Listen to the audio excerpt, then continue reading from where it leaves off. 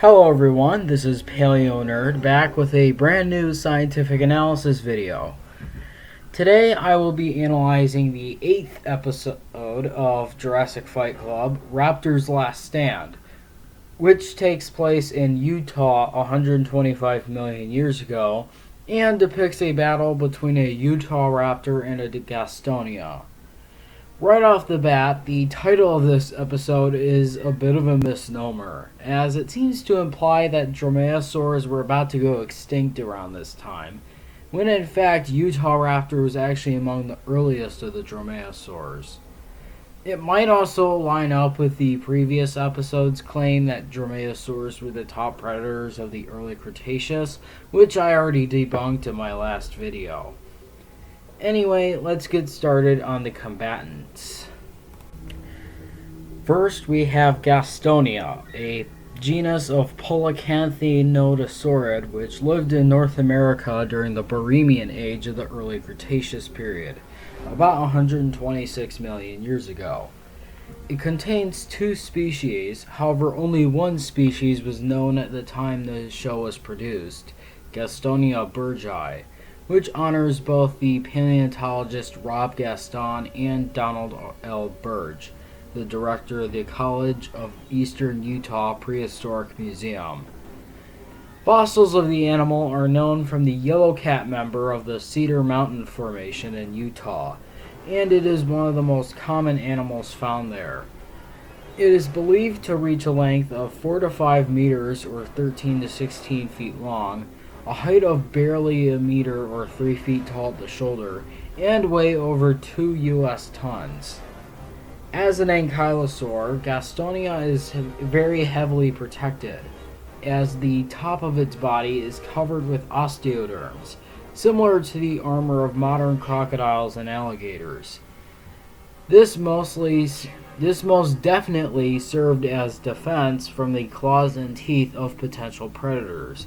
But Gastonia also had pretty decent offense, thanks to the spikes on its back and along the sides of its tail. The tail spikes in particular would have been very deadly, as Gastonia could easily whip the tail back and forth, slicing up anything unfortunate enough to get in its way.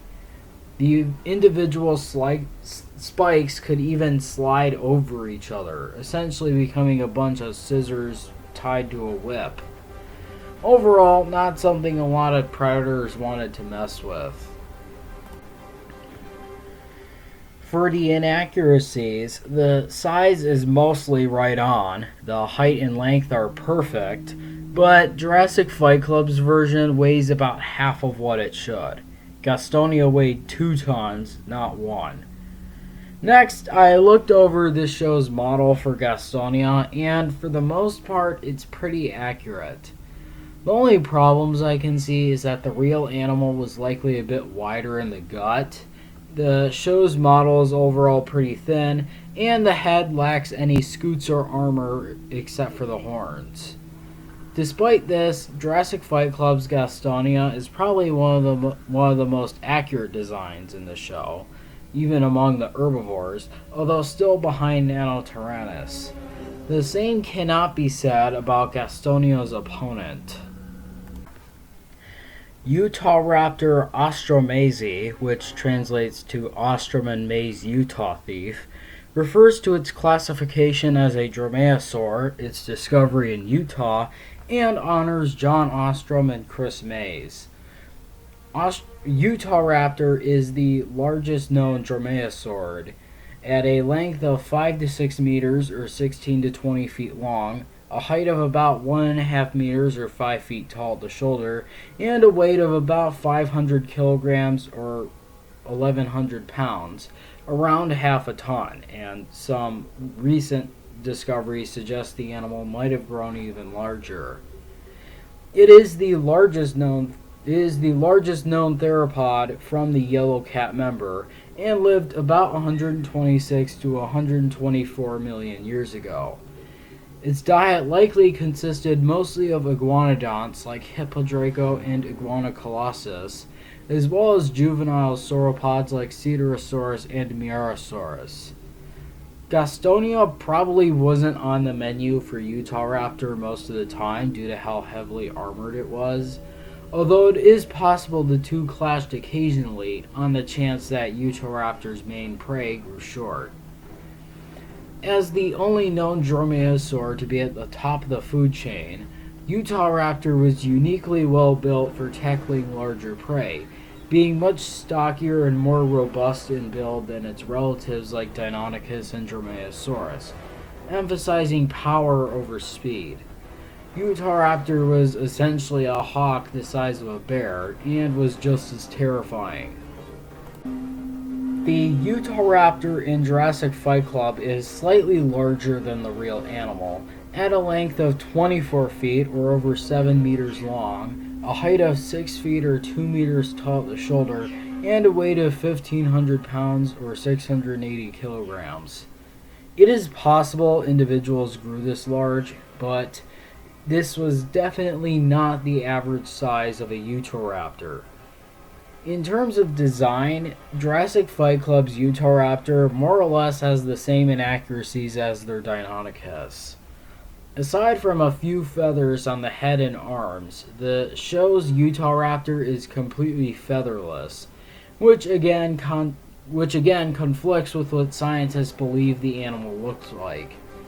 As a dromaeosaur, it is extremely likely that Utahraptor was completely covered in feathers, resembling a bird more than a reptile. It also has the typical pronated hands, its feet look wrong, and it is much more lean and thin rather than robust and stocky like the real animal. I will give the show slack on the build of the animal since the stocky Utahraptor wasn't known until 2017, so the show couldn't possibly know that. But perhaps the most baffling thing wrong with this design is the head. In so many ways, it just looks off. I can't really describe it. But if you look at it from a certain angle, the head almost looks mammalian in appearance. The snout is too round. It's rounded. And the whole head just looks warped out of proportion. The real animal had a much more rectangular snout that just looks so much better. I wonder why the show went with a design that looks like a Utahraptor with a strange facial deformity. All in all, Utahraptor really only has the typical dromaeosaur inaccuracies, looking more like a bipedal lizard with broken wrists than the giant killer groundhog that it really was.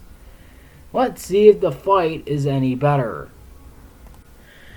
The fight begins on a dried up lake bed during a severe drought as a Gastonia searches for water beneath the dried up surface, while pterosaurs on his back serve as lookouts to compensate for his poor eyesight. Now, I want to talk about these pterosaurs for a bit. Based on their appearance, these pterosaurs appear to be asdarchids, a group characterized by long legs, short wings, and extremely long necks. Design-wise, these pterosaurs are actually pretty accurate and even a bit ahead of their time. They even appear to have small fuzz-like structures called pycnofibers, which we know pterosaurs had. There's just two problems. First, these pterosaurs are way too small, easily able to fit 3 individuals on a Gastonia's back with plenty of room for more. Pretty much no Cretaceous pterosaurs grew to such a small size. Now, admittedly, these could be babies or juveniles, as there is evidence to suggest that certain pterosaurs could fly almost immediately after hatching, but it is unknown if this applies to asdarchids or not.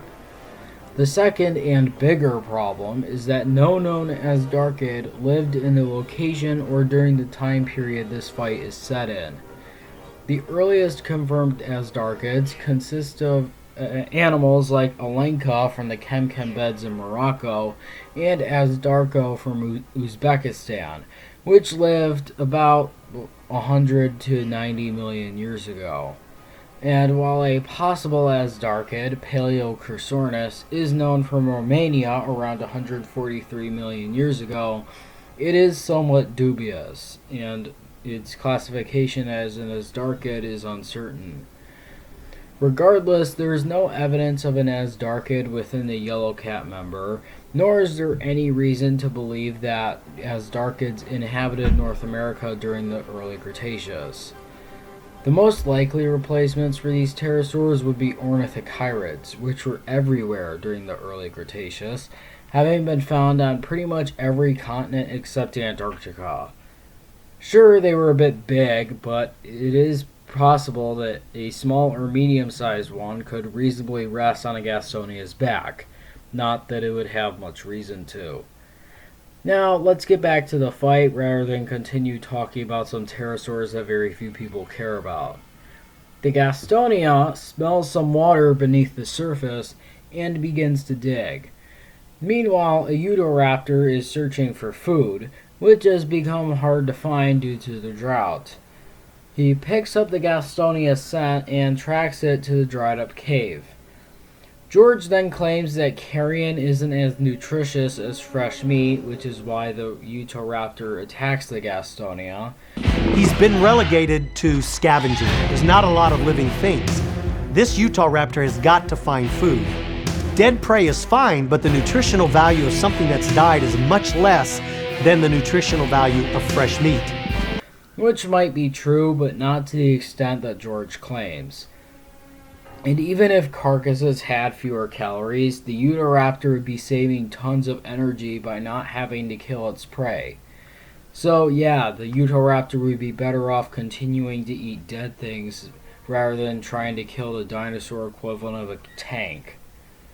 However, the narrator is pretty spot on when stating that Utahraptor was probably an ambush predator, since it was poorly suited for chasing prey over long distances.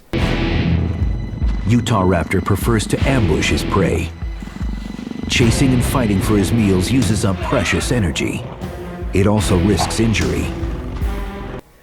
The Utahraptor tries to sneak up on the Gastonia, but the pterosaurs easily spot him and fly away, alerting the Gastonia.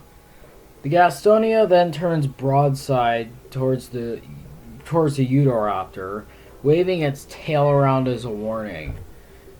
The narrator once again claims that dromaeosaur claws were used for slashing, even though they very much were not. Please watch my Game Killers video if you want an explanation on that. The Utahraptor attempts to search for a weak spot, but the Gastonia constantly shifts to match his opponent's moves. The narrator then claims that Utahraptor is having a hard time maneuvering on the sandy surface of the lake bed, even though the lake bed appears to have absolutely no sand on it, although that might just be a budget issue. And the Utahraptor's claws would help it grip the ground regardless. The normally agile Utahraptor is handicapped on the sandy surface of the dry creek bed. His long clawed feet are better designed for hard surfaces. He's used to the forest, where the earth is packed hard and the trees provide cover. Anyway, the Utahraptor jumps over the Gastonia, catching it off guard, and he slashes into the Gastonia's belly with his hand claws. Although I have doubts as to whether or not Utahraptor could actually move its wrists in a way to make that possible. The narrator then claims that Utahraptor can jump 15 feet in the air, which is pretty unlikely for an animal weighing over half a ton. The Utahraptor can jump an astounding 15 feet in the air. 3, maybe 5 feet at the most would be more realistic. The Gastonia gets back in position to defend itself, and the Utahraptor plans to inflict more injury so that its prey can bleed to death. Even though it just slashed open the Gastonia's belly and it could probably just stop right there. Anyway, the Utahraptor jumps over the Gastonia again, but this time the Gastonia moves towards the Utahraptor after it lands, causing the Utahraptor to run right into the Gastonia's bladed tail. The attack leaves a large wound on the Utahraptor's side, and the dromaeosaur collapses, leaving the Gastonia to go back to digging up water. However, the fight isn't over, and the Utahraptor gets back up, launches at the Gastonia, and bites a chunk out of the ankylosaurs' front leg. The Utahraptor plans to inflict more injuries, even though it could just stop now and wait a few hours while the Gastonia bleeds to death. I guess he just doesn't want to wait because the Utahraptor decides it needs to attack the back legs of the Gastonia, which are dangerously close to that deadly tail. So, yeah, the Utahraptor's kind of an idiot. As the Utahraptor leans in for the finishing blow, it gets caught by the Gastonia's tail, to absolutely no one's surprise. The Gastonia continuously swings his tail, tearing through the flesh of his opponent. Once the Gastonia stops, the Utahraptor once again slumps to the ground, still alive but severely injured, and it is clear he won't have much longer to live. However, the show goes out of its way to claim that Gastonia's tail specifically evolved as a counter to Utahraptor, which is unlikely. That's not how evolution works. Well, it certainly is very effective against dromaeosaurs, if this fight is any proof. It's pretty much equally effective against other theropods as well. That's like saying knives were specifically made to stab Julius Caesar because that's what they happen to be used for. Meanwhile, the Gastonia goes back once again to searching for water, although it is implied he dies later as a result of the drought. The brain of a dinosaur is like a series of light switches. One is on and everything else is off. They think about hunting, survival, reproduction, food. The moment the little Gastonia no longer sees the Utahraptor as a threat, he completely disregards him and goes back to his search for water.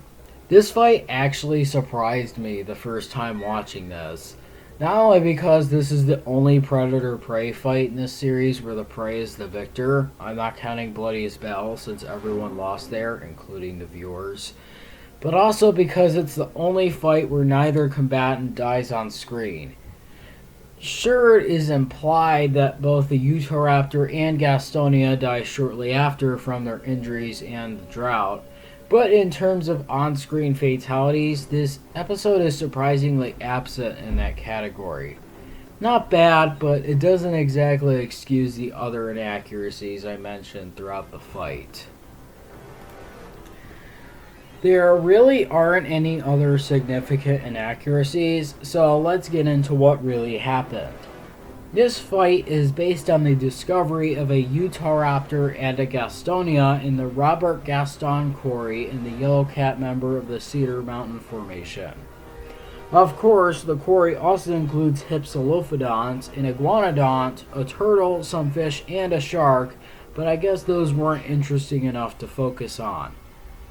Anyway, neither of the animals featured in the fights actually had any signs of injury in the quarry, although George actually admits that the fight is mostly speculative, as in it's just to show what would happen if a Utahraptor fought a Gastonia, rather than actually showing what happened in the quarry 125 million years ago. I don't know why they didn't use this explanation in the other episodes, because pretty much all the other fights are only loosely based off the discoveries they claim they're depicting anyway. Still, the fact that the show admits the fight doesn't depict what actually happened is enough for me to give the show some slack in this category, although it doesn't excuse all the inaccuracies in the fight itself. So what did actually happen? Well, the show is right that at least the Gastonia likely died as a result of the drought, and the presence of shed Utahraptor teeth suggests that one or more Utahraptor were probably feeding off the carcasses of animals that died here.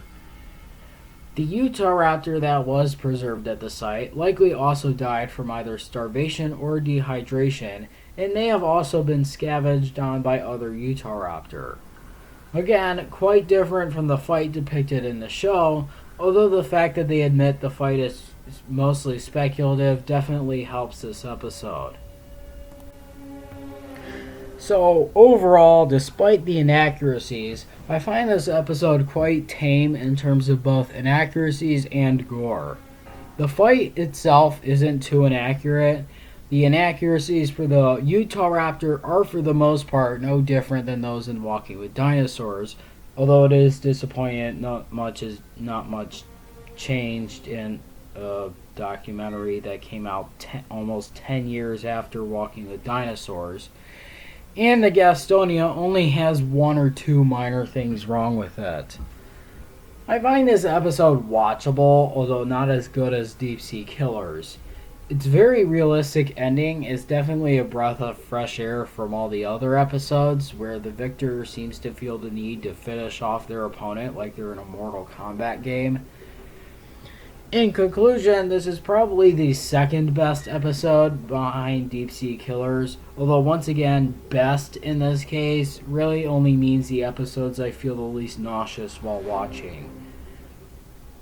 That's all for today. Be sure to like this video and click that handy dandy subscribe button and spread the word about my channel to as many people as possible. Also, many of you have probably noticed that I've started making custom thumbnails for my videos. Be sure to check the link in the description below to my DeviantArt account, where you can get a closer look at the thumbnails for all my videos, and look at thumbnails for upcoming videos that haven't come out yet.